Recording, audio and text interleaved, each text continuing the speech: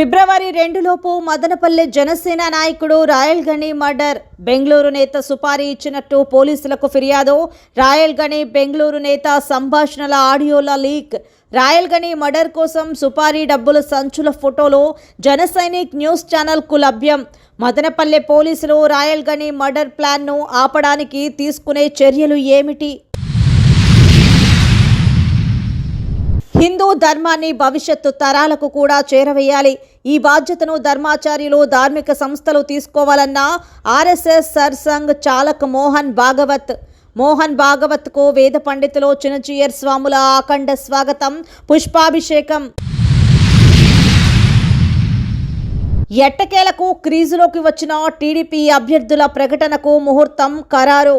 వచ్చే నెల 4 లేదా 5న ప్రకటన. అభ్యర్థుల ఎంపికపై తీవ్ర ఉత్కంఠ. ఉమ్మడి ప్రచారానికి సిద్ధమవుతున్న పవన్, చంద్రబాబు. 250 అడుగుల మోడీ విగ్రహం ఆమోదం కోసం పీఎంఓకు పీఠం. 60 అడుగులు విగ్రహం 190 అడుగులు. సోమవారం భూమి పూజ ప్రారంభం. అస్సామీ వ్యాపారవేత్త నవీన్ చంద్ర బోరా వెల్లడి. ఇక డీటెయిల్స్ చూస్తే, ఎట్టకేలకు క్రేజులోకి వచ్చిన టీడీపీ చంద్రబాబు అభ్యర్థుల ప్రకటనకు ఎట్టకేలకు ముహూర్తం ఖరారు. వచ్చే నెల 4 లేదా 5న ప్రకటన. అభ్యర్థుల ఎంపికపై తీవ్ర ఉత్కంఠ నెలకొన్న దృష్ట్యా ఫిబ్రవరి మొదటి వారంలో సీట్ల సర్దుబాటు ప్రకటన. ఉమ్మడి ప్రచారానికి సిద్ధమవుతున్న పవన్, చంద్రబాబు. ఏపీలో టీడీపీ, జనసేన మధ్య సీట్ల సర్దుబాటు త్వరలో ఫైనల్ అయ్యే అవకాశం కనిపిస్తోంది. ఇప్పటికే 2 పార్టీల మధ్య పలుమార్లు చర్చలు జరిగాయి. చంద్రబాబు, పవన్ కూడా 2 సార్లు సమావేశమయ్యారు. ఎవరు ఎన్ని సీట్లలో పోటీ చేయాలి, ఏ సీట్లలో పోటీ చేయాలన్న అంశంపై ఇప్పటికే ప్రాథమికంగా వారు ఓ అవగాహనకు వచ్చినట్లుగా తెలుస్తోంది. ఫిబ్రవరిలోనే ఎన్నికల షెడ్యూల్ వచ్చే అవకాశం ఉన్నందున మొదటి వారంలో సీట్ల సర్దుబాటు ప్రకటన చేస్తే తర్వాత అసంతృప్తుల్ని బుజ్జగించవచ్చని అనుకుంటున్నారు. ఎన్నికల సమయానికి కూటమి స్మూత్గా పోలింగ్కు వెళ్లేలా ఏర్పాట్లు చేసుకోవాలని అనుకుంటున్నారు. పవన్ కళ్యాణ్ ఇటీవల 2 సీట్లు తమ పార్టీ తరపున పోటీ చేస్తున్నామని ప్రకటించారు. అందులో ఒకటి రాజోలు, రెండోది రాజానగరం. అంతకుముందు చంద్రబాబు నాయుడు ప్రచార సభల్లో మండపేట, అరకుల నుంచి అభ్యర్థుల్ని ప్రకటించారు. ఇది జనసేన పార్టీలో భిన్నాభిప్రాయాలకు కారణమైంది. పొత్తులో ఉండి ఇలా ఏకపక్షంగా సీట్లు కేటాయించుకుని అభ్యర్థుల్ని ప్రకటించుకోవడం ఏమిటని పార్టీ కేడర్ అసంతృప్తి వ్యక్తం చేయడంతో పవన్ సర్ది చెప్పారు. తాను కూడా 2 సీట్లకు అభ్యర్థుల్ని ప్రకటించారు. తర్వాత నాగేంద్రబాబు ప్రతిచర్య అంటూ పోస్టింగ్ పెట్టడం కూడా వివాదాస్పదమైంది. చివరికి అవి పెరగకుండా చూసుకోవాలని 2 పార్టీల నేతలు ఓ అభిప్రాయానికి వచ్చినట్లుగా తెలుస్తోంది. నిజానికి టీడీపీ, జనసేన ఎవరెవరో ఎన్ని స్థానాల్లో పోటీ చేయాలన్న అంశంపై ఇప్పటికే ఓ అవగాహనకు వచ్చాయని, అంతర్గతంగా ఏ సీట్లు అన్నది కూడా ఖరారు చేసుకున్నారని అంటున్నారు. అభ్యర్థుల అంశంపైన ఓ అంచనాకు వచ్చారని చెబుతున్నారు. అయితే బీజేపీతో జనసేన పార్టీ చర్చలు జరుపుతోంది. తాము జనసేన పార్టీ పొత్తులో ఉన్నామని ఆ పార్టీ నేతలు చెబుతున్నారు. ఇలాంటి సమయంలో అధికారికంగా పొత్తుల ప్రకటన చేయడంలో ఆలస్యమవుతుంది. పవన్ కళ్యాణ్ ఢిల్లీ వెళ్లే అవకాశం ఉందని ప్రచారం జరుగుతోంది. వెళ్లినా వెళ్లకపోయినా ఫిబ్రవరి మొదటి వారంలో పొత్తుల ప్రకటన, సీట్ల సర్దుబాటు అంశాలపై 2 పార్టీలు ఓ ప్రకటన చేసే అవకాశం ఉందని అంచనా వేస్తున్నారు. చంద్రబాబు, పవన్ మరోసారి సీట్ల అంశంపై చర్చించేందుకు భేటీ కానున్నారు. 2 పార్టీల అధినేతలు ఉమ్మడి ప్రచారానికి సిద్ధమవుతున్నట్లుగా తెలుస్తోంది. వచ్చే నెల 4 నుంచి మిగిలిపోయిన పార్లమెంటు నియోజకవర్గాల్లో కదలిరా సభలో పెట్టనున్నారు. ఫిబ్రవరి 4న అనకాపల్లి నుంచి పవన్ కళ్యాణ్ పర్యటనలు ప్రారంభించే అవకాశం ఉంది. ఉమ్మడిగా రాష్ట్ర స్థాయి సభల్ని నిర్వహించాలని పవన్, చంద్రబాబు భావిస్తున్నారు. వీటిపైన ఫిబ్రవరి మొదటి వారంలో స్పష్టత వచ్చే అవకాశం ఉంది.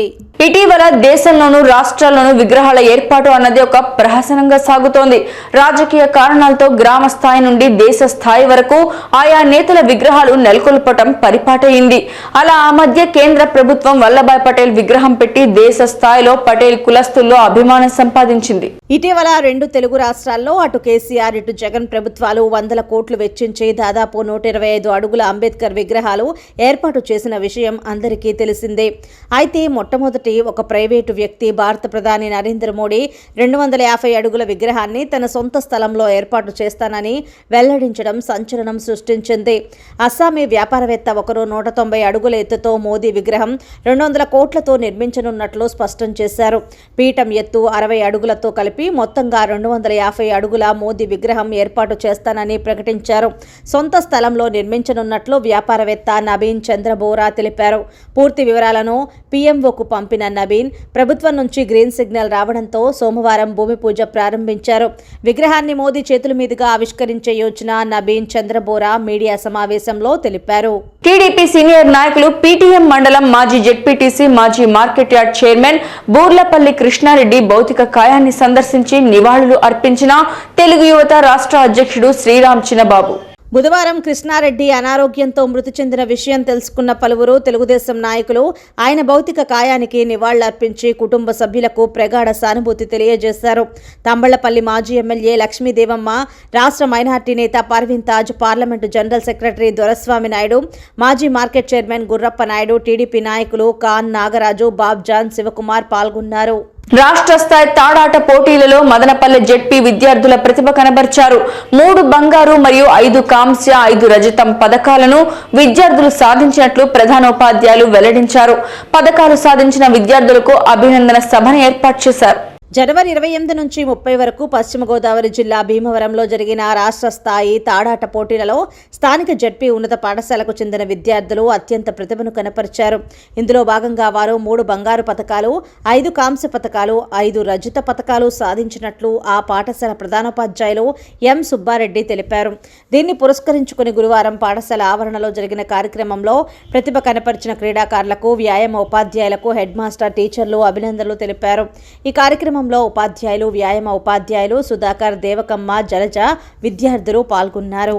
హిందూ ధర్మాన్ని భవిష్యత్ తరాలకు కూడా చేరవేయాలి. ఈ బాధ్యతను ధర్మాచార్యులు, ధార్మిక సంస్థలు తీసుకోవాలన్న ఆర్ఎస్ఎస్ సంఘ్ చాలక్ మోహన్ భాగవత్ శ్రీరామ నగరంలో చిన్నజయ స్వామితో కలిసిన భాగవత్ మోహన్ భాగవత్ కు వేద పండితులు జిఆర్ స్వాముల అఖండ స్వాగతం, పుష్పాభిషేకం నిర్వహించారు. హిందూ ధర్మాన్ని రాబోయే తరాలకు అందించే బాధ్యత ధర్మాచార్యులు, ధార్మిక సంస్థలపైనే ఉందని ఆర్ఎస్ఎస్ సర్ సంఘ్ చాలక్ పరమ పూజ్య మోహన్ భగవత్ అన్నారు. మంగళవారం ముచ్చింతల్లోని శ్రీరామ నగరాన్ని భాగవత్ సందర్శించారు. వేద పండితుల ఆశీర్వచనాల మధ్య ఆశ్రమవాసులు భాగవత్కు స్వాగతం పలికారు. అహోబిలా జియర్ స్వామి, దేవనాథ జియర్ స్వామి ఆయన్ను పూలమాలలతో సత్కరించారు. ఆశ్రమంలోని జీవా ప్రాంగణంలో నిర్వహిస్తున్న ధార్మిక సంస్థలను మోహన్ భాగవత్ సందర్శించారు. వేద విద్యను అభ్యసిస్తున్న చిన్నారులతో భాగవత్ ముచ్చటించారు. తర్వాత కుటీరంలో చిన్నజీయర్ స్వామిని కలిసి ఆశీస్సులు తీసుకున్నారు. తమ వికాస తరంగిణిలో కొనసాగుతున్న కార్యక్రమాల గురించి జియర్ స్వామి మోహన్ భాగవత్ కు వివరించారు.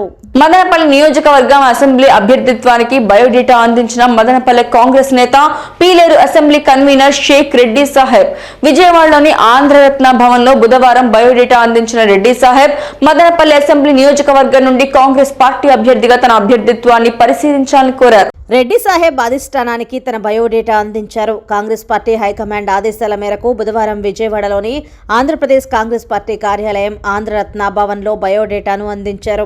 ఈ సందర్భంగా రెడ్డి సాహెబ్ మాట్లాడుతూ కాంగ్రెస్ పార్టీ తరపున అసెంబ్లీ, పార్లమెంటు అభ్యర్థులుగా పోటీ చేయదలిచిన వారి నుండి బయోడేటా అందజేయాలని సూచించడం జరిగిందని వివరించారు.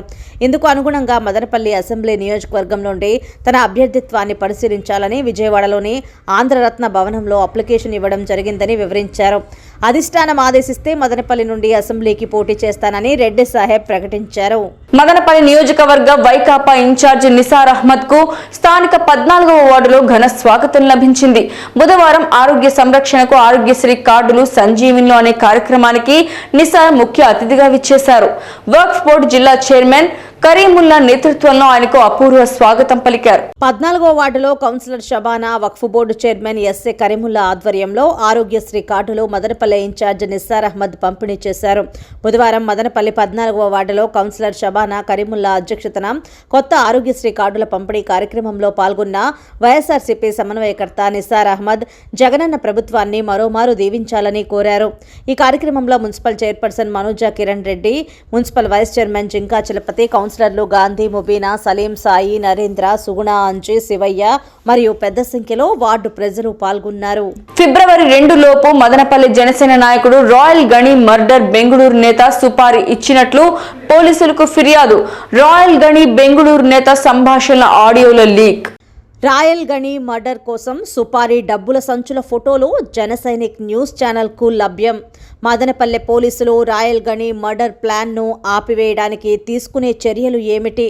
గతంలోనూ రాయల్ గనిని హత్య చేయడానికి ప్రయత్నాలు జరిగాయని వార్తలు.